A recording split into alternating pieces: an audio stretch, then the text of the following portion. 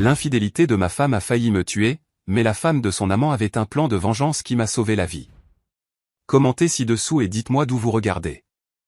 L'histoire d'aujourd'hui vient de quelqu'un qui a appris que parfois, votre pire ennemi peut devenir votre allié le plus inattendu. Je n'aurais jamais pensé être un jour reconnaissant envers une autre femme d'avoir détruit mon mariage. Mais la vie a un sens de l'humour tordu. Je m'appelle Ryan, et voici l'histoire de comment l'infidélité de ma femme a conduit au partenariat le plus inattendu que j'aurais pu imaginer. 12 ans. C'est le temps que Nathalie et moi étions mariés quand tout s'est effondré. Nous nous sommes rencontrés à l'université, nous nous sommes mariés juste après avoir obtenu notre diplôme et avons construit ce que je pensais être une vie solide ensemble. Elle travaillait comme coordinatrice marketing pour une entreprise de technologie. J'étais comptable dans un cabinet de taille moyenne, et nous vivions dans une confortable maison de banlieue avec notre Golden Retriever, Buster. Rien d'extraordinaire, mais c'était notre vie. Les signes étaient là, bien sûr. Ils le sont toujours, n'est-ce pas? Les longues soirées au bureau sont devenues plus fréquentes. Des voyages d'affaires qui semblaient inutiles. Un nouvel intérêt pour son apparence, qu'elle prétendait être juste pour se sentir bien dans sa peau. Son téléphone, autrefois laissé nonchalamment dans la maison, était maintenant constamment à ses côtés. Face cachée, toujours face cachée. Mais je lui faisais confiance. Après 12 ans, on ne jette pas tout ça en l'air à cause de simples soupçons. Ou du moins, c'est ce que je me disais en regardant notre mariage se dissoudre lentement de l'intérieur. Le point de rupture est arrivé un jeudi d'octobre. Nathalie a dit qu'elle travaillait tard pour une date limite de campagne, mais quelque chose m'a poussé à passer devant son immeuble de bureau vers 21h. Le parking était vide, à l'exception de la voiture du gardien de sécurité. Sa voiture n'était pas là. Elle n'y était pas depuis des heures. Cette nuit-là, je n'ai pas pu dormir. Quand elle est rentrée à 23h30, sentant légèrement une eau de Cologne qui n'était certainement pas la mienne, j'ai su. Mais savoir et prouver sont deux choses différentes, et je n'étais pas prêt à faire exploser notre vie sur une intuition et un comportement suspect. La véritable découverte a eu lieu 3 semaines plus tard. Nathalie était sous la douche et son téléphone chargeait sur la table de chevet. Il s'est allumé avec un message de quelqu'un nommé « Salle de conférence B ». Même à travers l'écran verrouillé, je pouvais voir assez de l'aperçu, j'ai hâte de te sentir à nouveau demain. Mes mains tremblaient en essayant de deviner son code. Son anniversaire n'a pas fonctionné. Notre anniversaire de mariage non plus. Puis j'ai essayé l'anniversaire de Buster et le téléphone s'est déverrouillé. Les messages que j'ai trouvés ont détruit 12 ans de ma vie en environ 30 secondes. Des mois et des mois de conversations explicites, de photos que je ne veux plus jamais me souvenir d'avoir vues, de plans faits en fonction de mon emploi du temps, de réservations d'hôtels, de mensonges sur où elle était et avec qui elle était. Le nom de l'homme était Derek Morrison, et apparemment, il était bien plus qu'un simple collègue depuis plus de 8 mois. J'ai pris des captures d'écran de tout. Mon cœur battait si fort que j'ai cru qu'il allait exploser.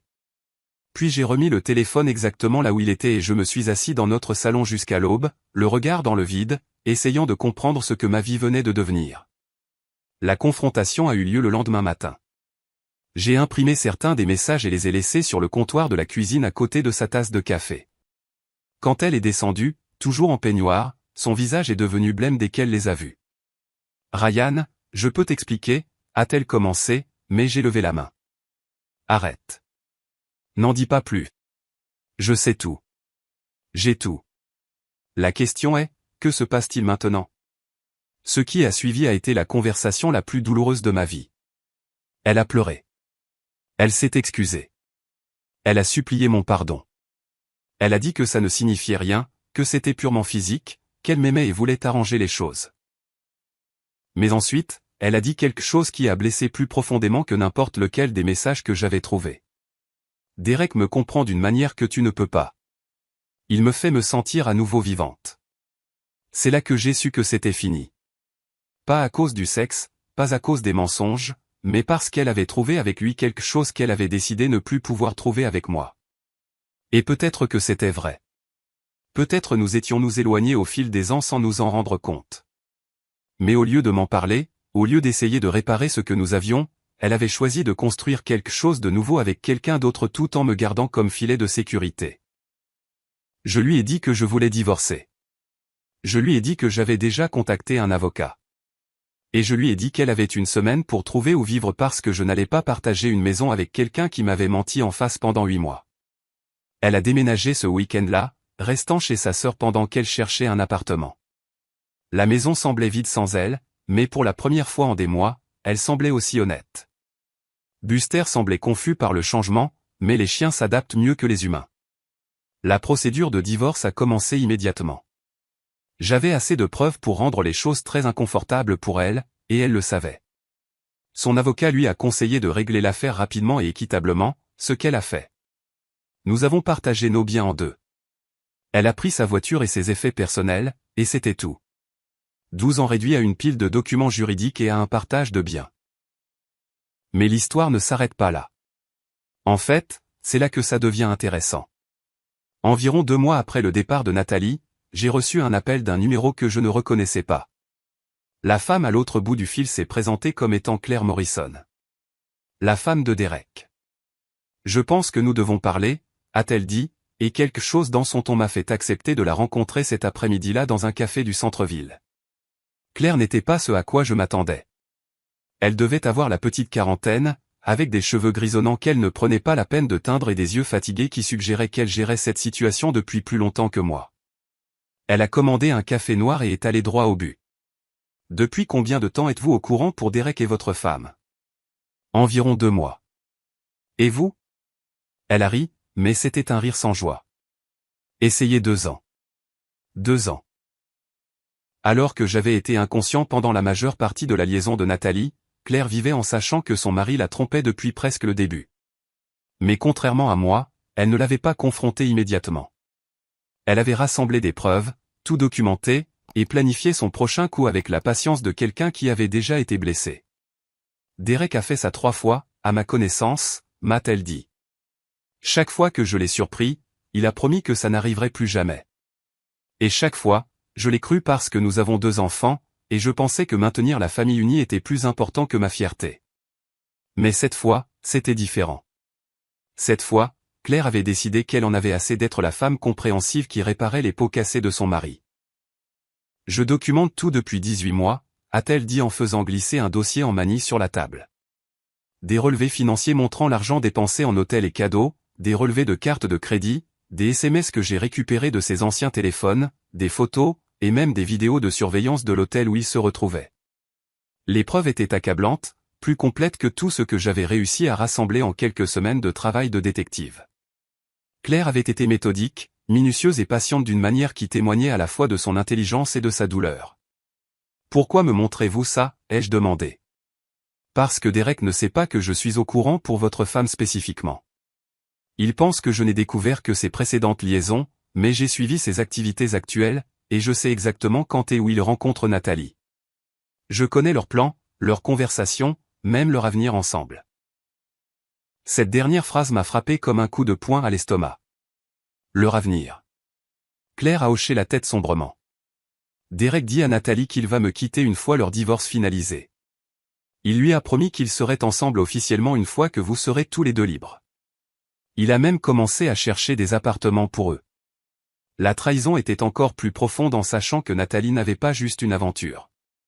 Elle construisait une vie avec cet homme tout en démantelant celle qu'elle avait bâtie avec moi. Mais Claire m'a alors dit quelque chose qui a tout changé.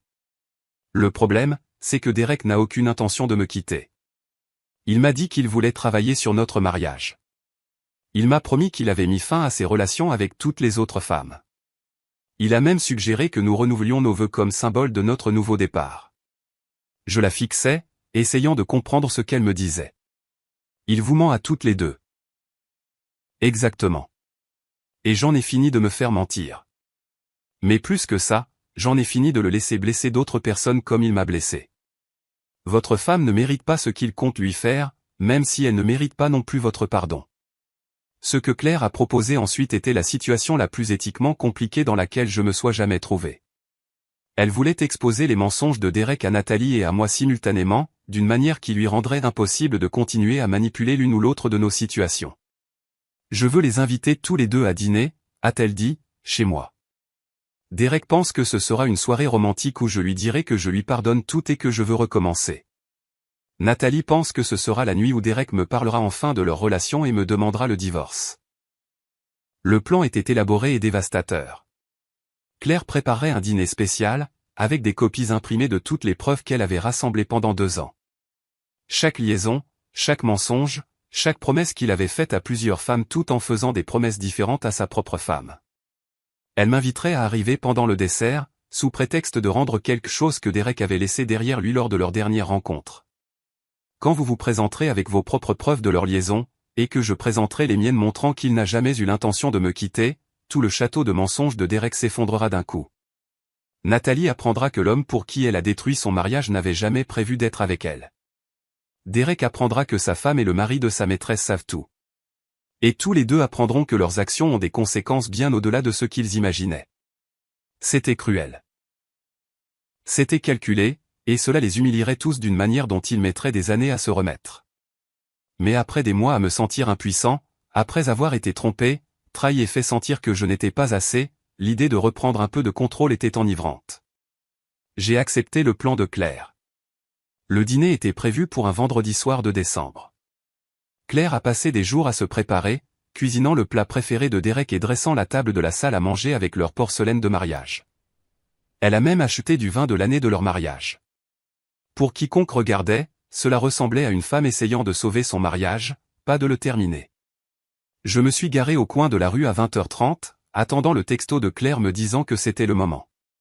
Quand il est arrivé, mes mains tremblaient en montant les marches de leur porte d'entrée. À travers la fenêtre, je pouvais voir Derek et Nathalie assis à la table, des verres de vin à la main, l'air détendu et heureux d'une manière qui me serrait la poitrine. Claire a ouvert la porte avec un sourire qui aurait pu couper du verre. Ryan, quel timing parfait. Derek, regarde qui est passé nous voir. L'expression sur le visage de Derek quand il m'a vu valait chaque instant de douleur que j'avais enduré au cours des mois précédents. Nathalie est devenue complètement blême, son verre de vin lui glissant des doigts et se brisant sur le sol. Claire, qu'est-ce qui se passe, balbutia Derek, mais Claire se dirigeait déjà vers la table de la salle à manger où elle avait disposé dossier après dossier de preuves. Je pense qu'il est temps que nous ayons tous une conversation honnête, dit-elle calmement. Derek, tu te souviens de Ryan, n'est-ce pas? Le mari de Nathalie. Ce qui a suivi a été 30 minutes du déballage de vérité le plus inconfortable auquel j'ai jamais assisté. Claire a présenté ses preuves méthodiquement, expliquant chaque document, chaque photo, chaque conversation enregistrée. Derek a d'abord essayé de tout nier, puis de rejeter la faute sur tout le monde, puis finalement s'est assis dans un silence stupéfait alors que son monde s'effondrait autour de lui. Nathalie a pleuré, mais ce n'était pas des larmes de remords. C'étaient des larmes d'humiliation et de rage de voir que son avenir avait été construit sur des mensonges. Quand Claire lui a montré les SMS où Derek avait promis à sa femme d'avoir mis fin à toutes ses liaisons et de vouloir sauver leur mariage, Nathalie a regardé Derek avec une telle haine que j'ai presque eu pitié de lui. La soirée s'est terminée avec Derek quittant sa propre maison en trombe, Nathalie appelant sa sœur pour qu'elle vienne la chercher, et Claire et moi assis dans sa cuisine, partageant une bouteille de vin et digérant ce que nous venions de faire. « Vous vous sentez mieux ?» m'a-t-elle demandé. « Je ne sais pas », ai-je répondu honnêtement. « Et vous ? » « J'ai l'impression de pouvoir enfin aller de l'avant », a-t-elle dit. Pendant 2 ans, j'ai vécu dans l'incertitude, sachant que mon mariage était bâti sur des mensonges, mais n'étant pas assez forte pour y mettre fin. Ce soir, Derek a fait le choix pour moi. Claire a demandé le divorce le lundi suivant. Derek a essayé de se réconcilier avec elle, puis avec Nathalie, puis avec une précédente maîtresse, mais sa réputation était détruite. La nouvelle s'est répandue sur leur lieu de travail, dans leurs cercles sociaux, dans leur famille. Il a finalement été muté dans une autre ville, mais le mal était fait. Nathalie et moi ne nous sommes plus jamais parlé après cette nuit.